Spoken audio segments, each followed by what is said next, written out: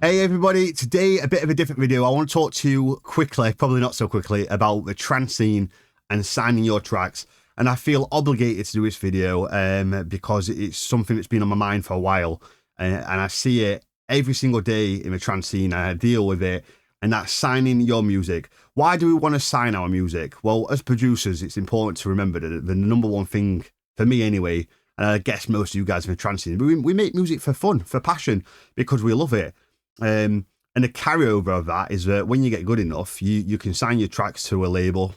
And what does a label do? A label takes your track, they get artwork made, they'll take your press pack, like your press shots, your logos, they'll make promotional videos, they'll send a track out to all the top labels, to Armin van Buuren, probably personally, so he can play on a State of Trance, so he gets first dibs.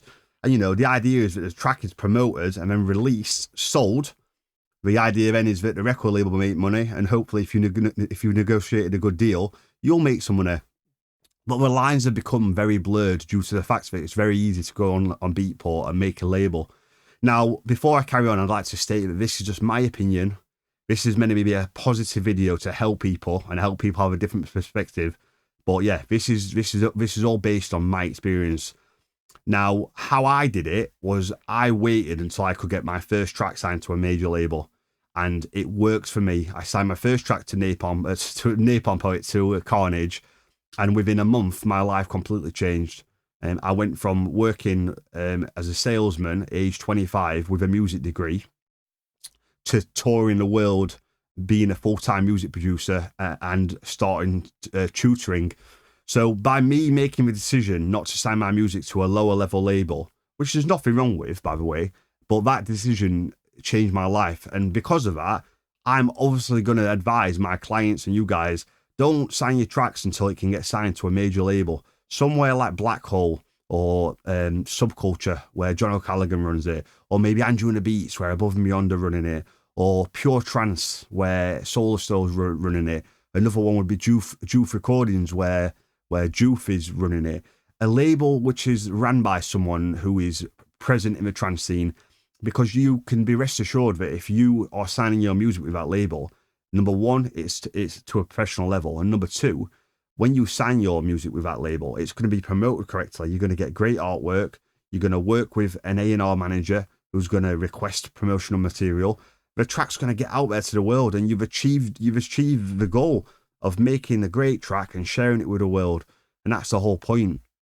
But unfortunately, producers, and I remember this is why I feel like I'm so experienced, like I'm so qualified to speak on this matter. When I was 2 years in, I was desperate to sign my tracks, and I'm looking back, why? And I don't know why. I think I was just like kind of, number one, I've got ADHD central, so I'm like a million miles an hour. Number two, I think I just thought I maybe wanted some validation that I was good enough. So I send my tracks out to all these big labels. I remember once giving Armin van Buuren a CD, and he never replied, and I don't blame him, because the track was shit. I'd only been produced in about 18 months, and I give him this CD at a gig with my email address, and he never got in touch or anything. Bless him. I don't blame him. I kind of lost my train of thought, but yeah, I was desperate to sign my tracks. But it wasn't until like about 2 or 3 years in, and I was getting a little bit better, I thought, hey, this could be like something that, like, you know, I've got a music degree. I'm 26, 27 at this point. Sorry, apologies. I'm 23, 24 at this point. I'm doing my music degree.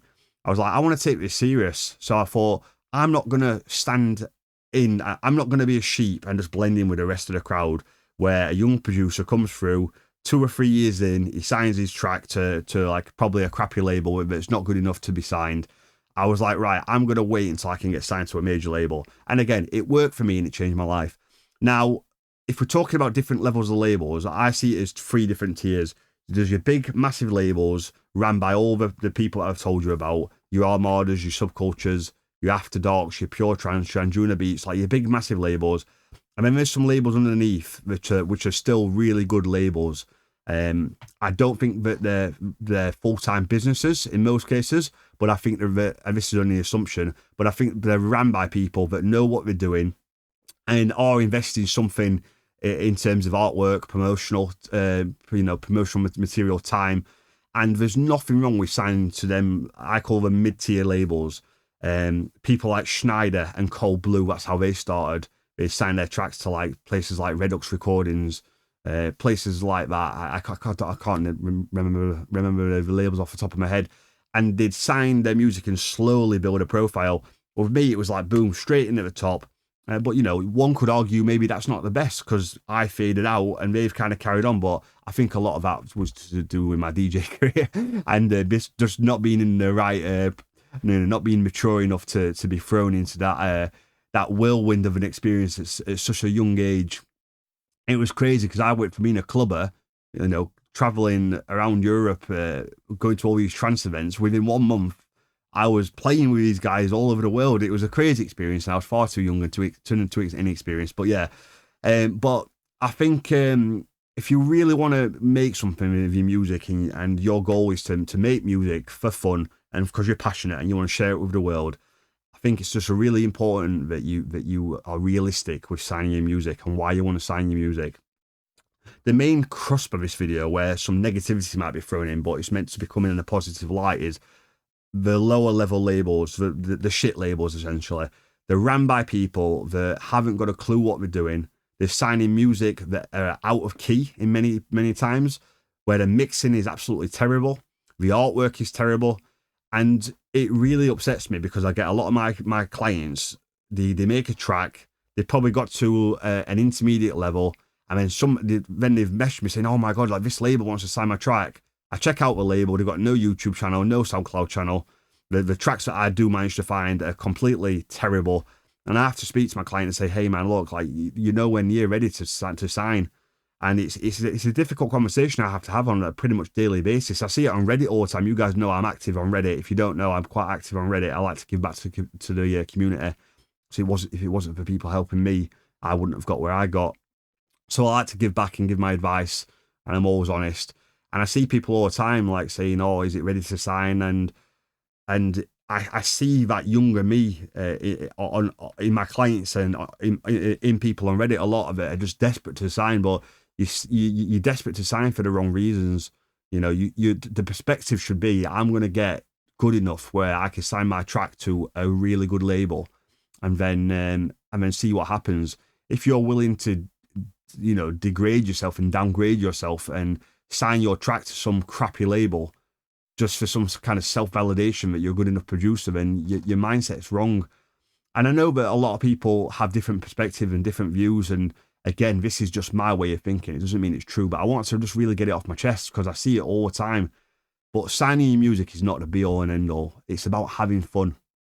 Ironically, I would say that the best time for me in my life making music was just about when I got signed to Carnage. It was so fun. I just got good enough where I was confident enough to make music to a professional level. I was signing my tracks to the big labels. Nowadays, it's not as bad nowadays, but I went through really dark periods of time where I felt so much pressure to make music to try and keep my DJ career alive. Thankfully, the DJ career now is something that wasn't right for me. It didn't work out, and that pressure's now gone, and I don't make as much music as I used to because I'm a full-time music tutor. But I do enjoy making music now, and it's fun again.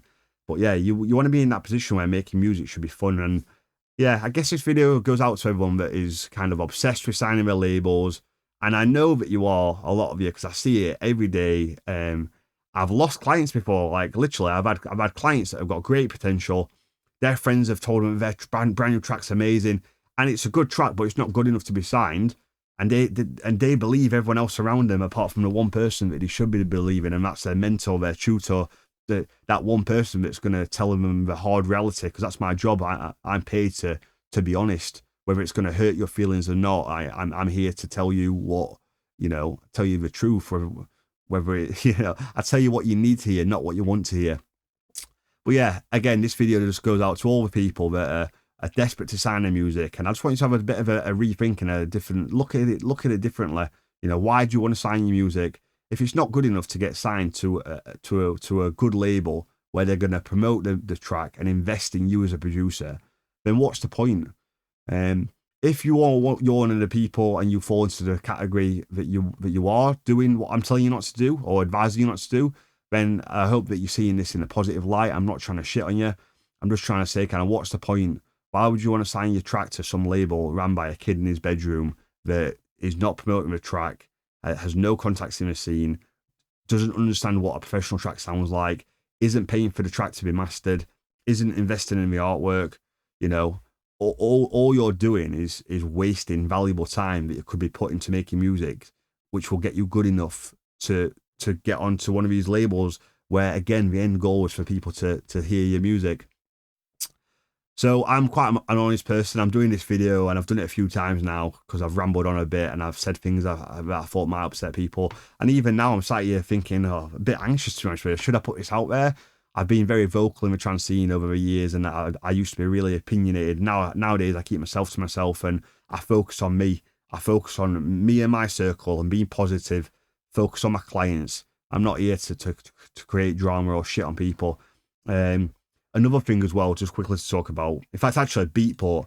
If this video goes down well and the reaction is good and it's received as it is meant to be received in a positive light, I'll do another video on Beatport and how irrelevant Beatport is. Again, I used to be obsessed with Beatport, and that'd be quite a cool video to talk about. So we'll talk about that in the next one. But yeah, I'm just going to sign it off, just saying, remember, these opinions are just my own. And this video is just to help people have a different perspective and see, hey, I don't need to be obsessed about signing my music. When I'm good enough, I can start sending my music out to some labels, see what the reaction's like. If I'm not getting any reactions, then, you know, we'll leave it a year, go back, try again. And when you start getting responses from big labels, it might be like a, hey, you know, not quite there yet, but you know, send us a track in 6 months' time or something like that. You know you're going to be on the right track. Or it might be that someone wants to sign your track. My clients are getting their track signed to major labels all the time, but at the same time, my clients as well as myself, I'm getting tracks rejected by the trance scene. It's a tough place to be right now. The scene is very tough, and it's very hard to kind of to make tracks that are stand out enough on these big labels. And ultimately, we're here to try and have fun making music. But if you're one of these people that wants to sign your tracks, as I say, just look at yourself and ask yourself, why are you doing it? And you know, don't downgrade yourself so badly that you're that desperate that you fall into a trap of signing your music to these crappy labels run by people that haven't got a clue what they're doing, because they're not good for the trance scene, you know. And yeah. Anyway, I'll sign off. If you've got any questions about this, or you want to talk to me about it more, or you've got any suggestions, or you've got any negative opinions or any positive opinions, you know, you can drop me an email. It's tutorials@adamlsdj.com. And as I said, this video is just it's here to try and help people. I don't want to come across as negative. I'm not here to shit on anyone. People can do whatever they want to do. But if you want to sign your music, my advice is wait until you're good enough to get signed to a great label that's going to do what a label should do.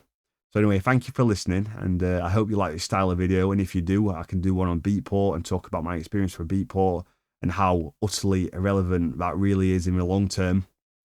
But yeah, until next time, I'll see you soon.